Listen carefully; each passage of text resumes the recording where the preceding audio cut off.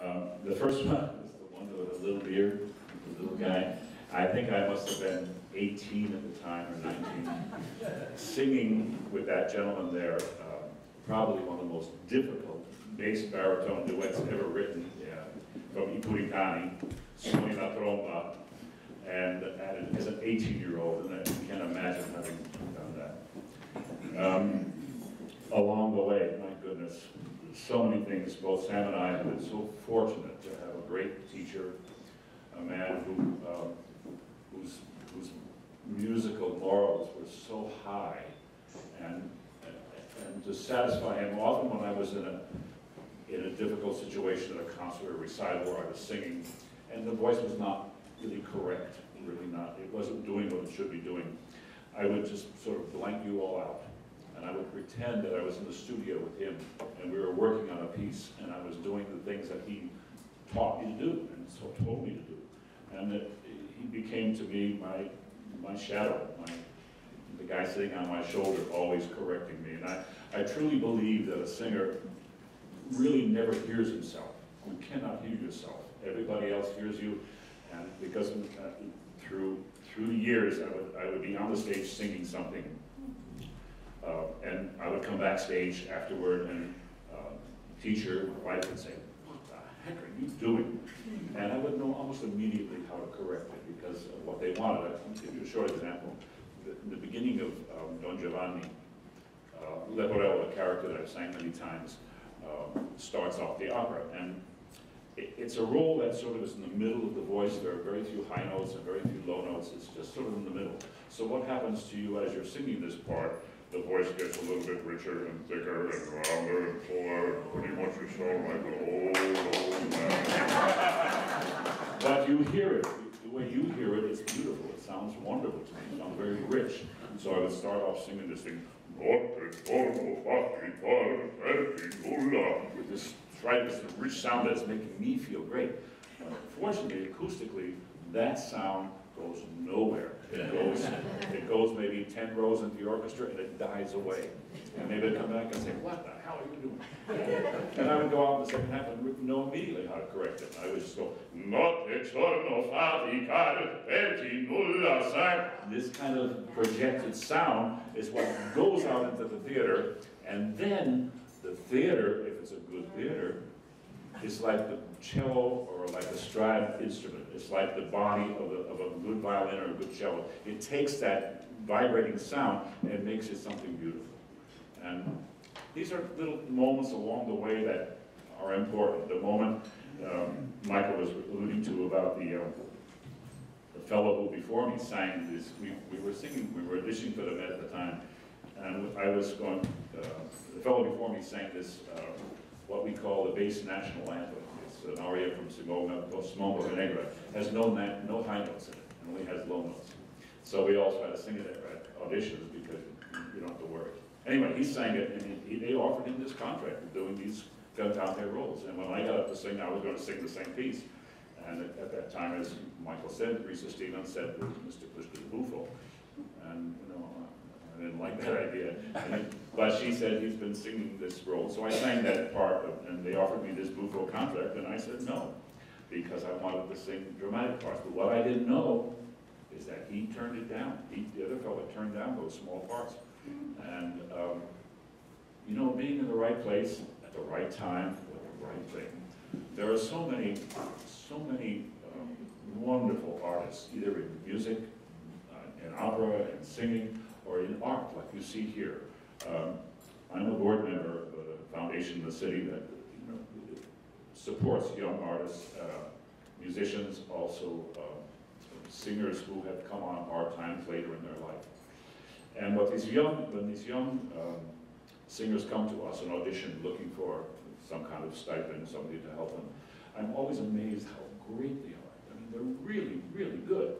But there's no place, there's no room at the inn, but they need someone to support them somewhere along the way.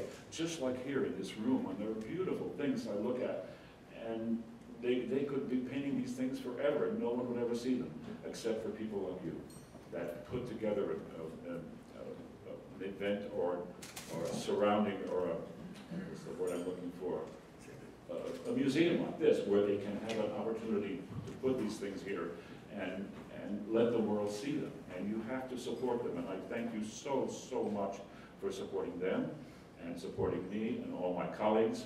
And sometimes late in life, those of us who come on hard times, they sometimes need, for no reason of their own, help along the way. So thank you so very, very much for this, and thank you for this. And thank you.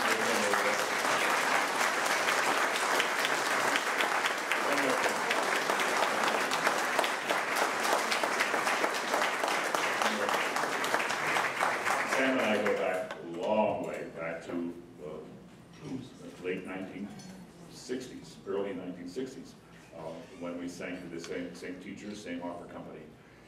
And it's all this time, over 40 years, I think we've only sung together in a performance once. One opera. Right, with Barbara Seville, I remember. Barbara Seville. And all of that time, that's really pretty bizarre. But Armin has a picture on his studio wall. Oh, not together. Okay. But he's my brother, you know, my brother in arms. And I'm so grateful that you're here, and grateful to all of you. The Ukrainian Institute of Modern Art is very grateful to Self-Reliance Ukrainian American Federal Credit Union for their continual financial support of all its endeavors. Please welcome Mr. Oleg Karavan, Vice Chairman of the Board. I'm glad that Mosya was able to quiet down the hall because things were happening so quickly and everybody was enjoying the great food and good wine too.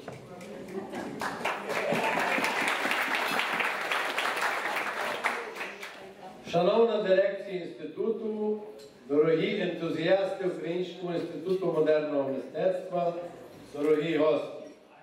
In the interest of time and also the fact that we all understand English, my greeting will be in English now. On behalf of the Board of Directors of Self-Reliance Foundation and the Ukrainian-American Federal Credit Union, as well as its management and employees, I would first of all like to congratulate the Institute's leadership for initiating this evening of expressing our appreciation for the work and accomplishments of our great Metropolitan Opera star, our Ukrainian brother, Maestro Pavlo Plishka.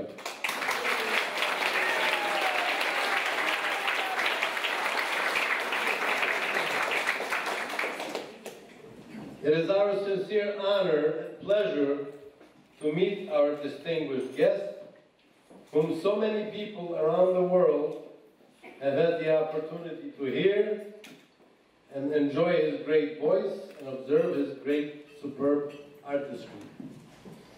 Self-Reliance is proud to be the next-door neighbor of Ukrainian Institute of Modern Art and has always supported the Institute from its inception, as well as other fine Ukrainian institutions, youth organizations, our numerous churches, and all of our membership, which hovers around 23,000. We also want to express our gratitude to the Institute for supporting our credit union as members and using our financial services in all their business transactions. Please remember that our credit union depends on the support of our Ukrainian community and all of you as our members, and we know that our Ukrainian community needs our financial support in return. And as a continuing expression of this support for the Ukrainian Institute of Modern Art, we are pleased to be able to donate this check in the amount of $15,000 for this year's fundraising effort. In keeping with this evening's celebration of the bass voice, I would like to introduce you to Mr. Evan Boyd, third-year fellow at the Ryan School of the Lyric Opera Institute, Chicago.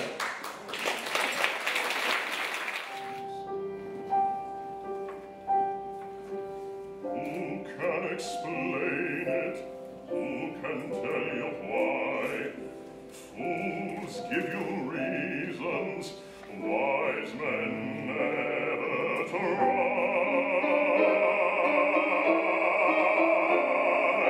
Some enchanted evening, when you found your true love,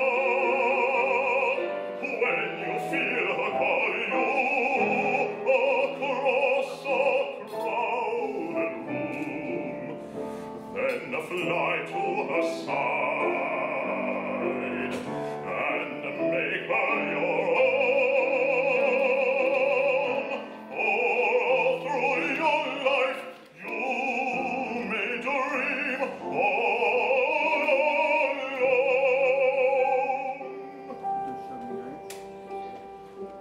Once you have found her, never let her go. Once you have found her, never let her go.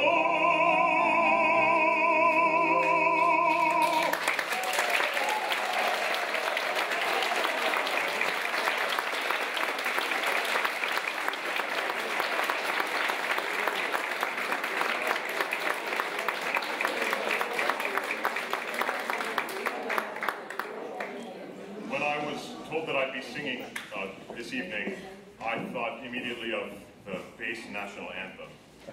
And, not because it has no high notes, but because that was the first time I heard you sing, Mr. Plishka. It was in a DVD of Simon Boccanegra from the Met. And it was about 10 years ago today, and I was just so taken and have been a fan ever since. And it's such an honor for me to be here and to perform the bass national anthem, Fiesco's aria from Simon Boccanegra.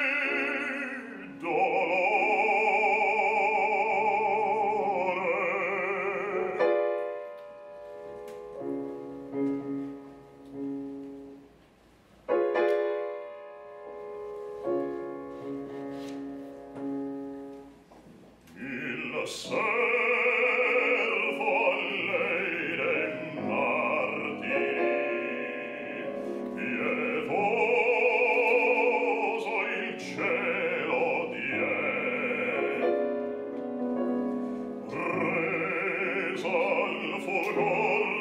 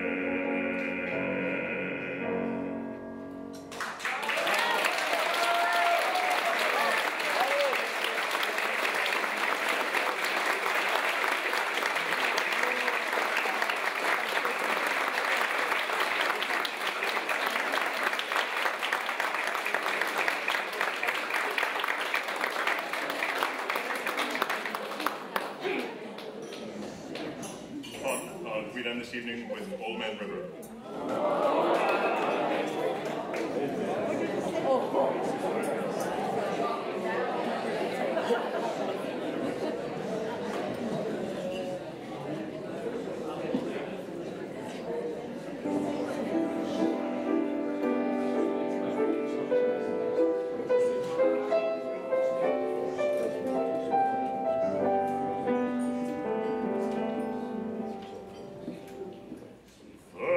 There's an old man called the Mississippi.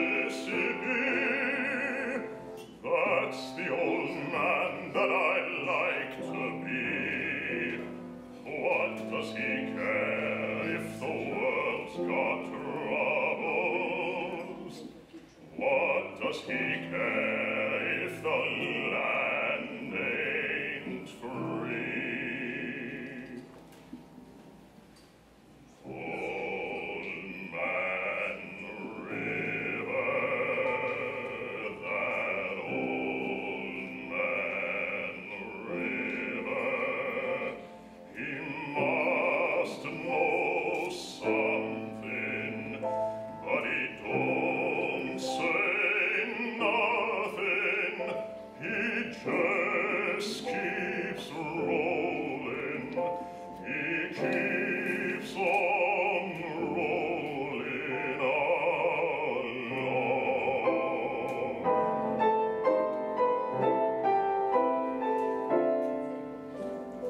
He told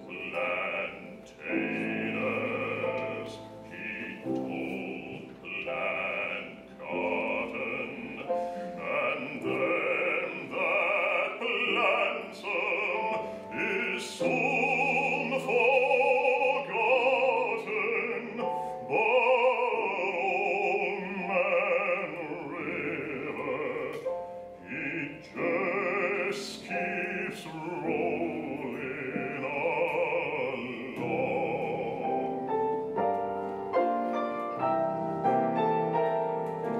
You and me, we sweat and strain, body all aching and racked with pain.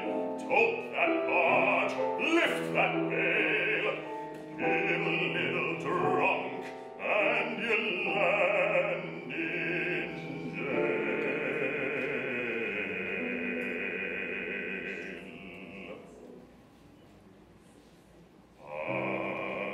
It's weary and sick of trying.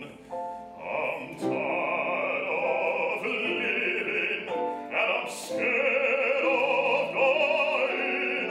But old man River, he just keeps rolling all along.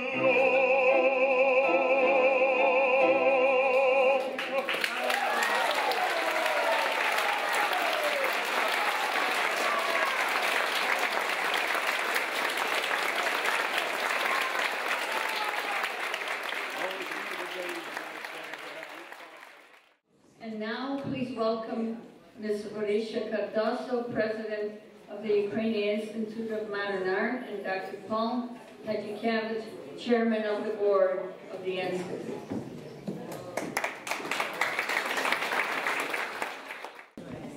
As the evening draws to a close, and I think you will all agree it's been one spectacular event. So thank you. Allow me, before we continue with the presentation, a letter that we received this evening from the Lyric Opera of Chicago. The entire Lyric Opera family was delighted to hear about the tribute dinner for Paul Plishka. Unfortunately, this event falls on a date that is impossible for me or my staff to attend. Our season opens only 7 days before, and by October 13th, we will be in the thick of things as far as opera is concerned. I would, though, like to offer Paul this company's admiration and deepest gratitude for his artistry and his many performances here. From 1981 through 1999, he was a lyric regular, appearing in 9 productions, among them Macbeth, Fidelio, and Othello. His last opera appearance here was in our 1999-2000 production of The Elixir of Love as the rascally and very charming Dulcamayo. I can think of no better life than one spent in art and music. I so heartily agree with that. Paul will be forever part of this company's history, and we of the Lyric send him our congratulations and warmest regards. Anthony Freud, General Manager.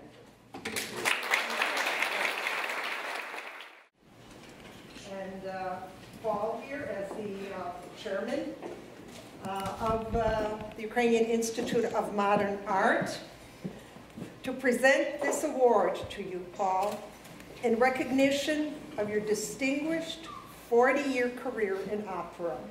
Thank you. Thank you again for joining us and celebrating.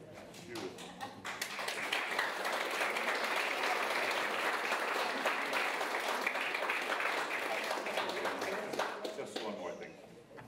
Actually, I have a long list of things I'd like to say, and they all happen throughout the evening. And I can't remember any of them right now. But I want to thank you again, and I wish the gentleman there was singing beautiful voice and beautiful sound, and when the opening chords of that Simone Boccanegra aria came up, the hairs on the back of my neck started to stand up because it recalls those moments years and years ago when you first were like you, having to stand in front of a group of people and sing. Thank you. It's very beautifully done.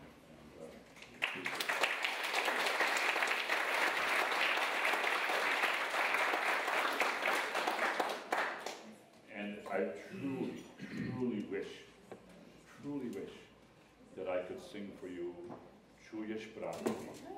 I wish, it breaks my heart that I can't do it anymore. But that's life, you know, we go on. And you're going to find another Ukrainian bass somewhere along the way that's going to make the tears come from your eyes when they hear that music, like it often does for me. Thank you.